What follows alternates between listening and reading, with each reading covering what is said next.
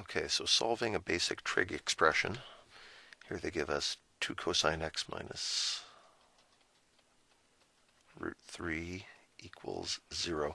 Now, normally when we say an expression is going to be solved algebraically, it means we're going to add, subtract, do square roots, whatever, until we isolate a value.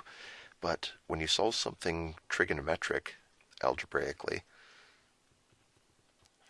you end up using some memorization, or you have to have some knowledge of trig that allows you to make one of the steps. So not all of this is going to be algebra the way you're used to seeing it. There's going to be some sketching and some thinking about how trig functions behave.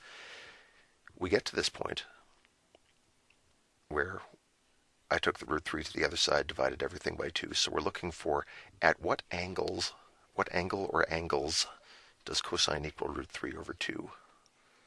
Let's figure that out. First of all, we have the cast rule to help us. If cosine x is positive root 3 over 2, what quadrants are we in?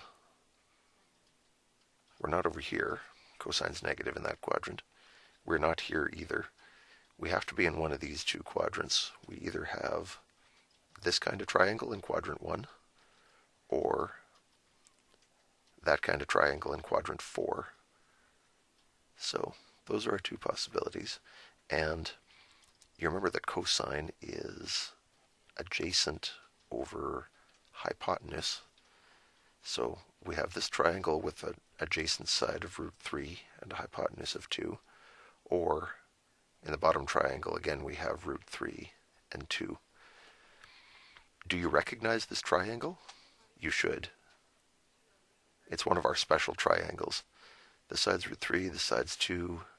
You might remember that this side is 1, and this side extends down, so it must be a negative 1. And if you remember the angles, they're 30 degrees. This is our 30-60 triangle, and it's lying down flat. It's got its wide side on the x-axis. So if you know that, then we can find our solutions. We've got our 30-degree angles, reference angles, and from those we need to find general angles. So starting from 0, this angle really is 30 degrees. That one's simple enough. And the other solution we have is 90, 180, 270, all the way around to here, to the terminal arm of that second triangle. How many degrees is that? It should be 330. You think of it as go all the way around the circle to 360, and then back up 30 degrees. So 330 is our second solution. Now, I've been speaking degree here. If you're doing this in radian measure, then this number is pi by 6, and this number would be 2 pi minus pi by 6, which comes out to 11 pi by 6. And then if you want a general solution, you can extend it by saying, and every 2 pi after that. Now the second part, they give us slightly more unusual values that are harder to visualize, unfortunately. If they say sine is 0, this is saying essentially at what angles does the sine function hit 0? Well, we know that sine is positive in the upper 2 quadrants. We know it's negative in the bottom 2 quadrants.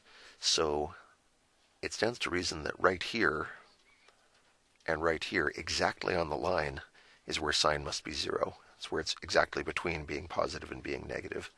And those angles are 0, 180. Sorry, again, this is in radians. I should be better about that. I should stop speaking degree.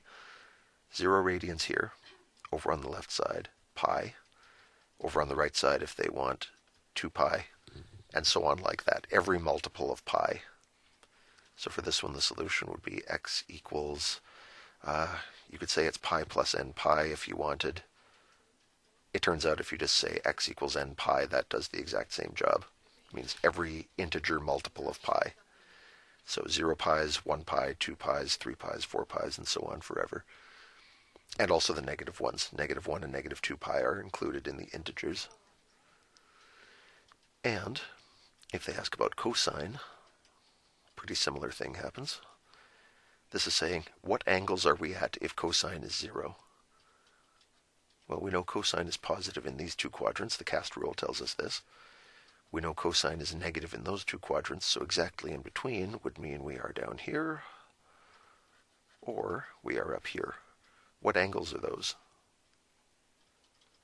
I almost said 90, but we're speaking radians, so this is pi by 2. This is 3 pi by 2.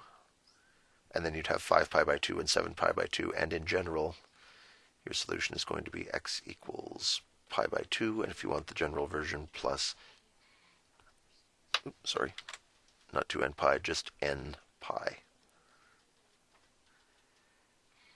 You could say pi by 2 plus 2n pi and 3 pi by 2 plus 2n pi. But if you test, you should find that this means the exact same thing and it's a little more compact. Both versions are all right. If you want to say x equals pi by 2 plus 2n pi, and then also say x can be 3 pi by 2 plus 2n pi. This is perfectly valid. This should get you all the points. You might get a little bit of red ink, though, saying simplify this. And the simplified version, the really nice one, is this right here.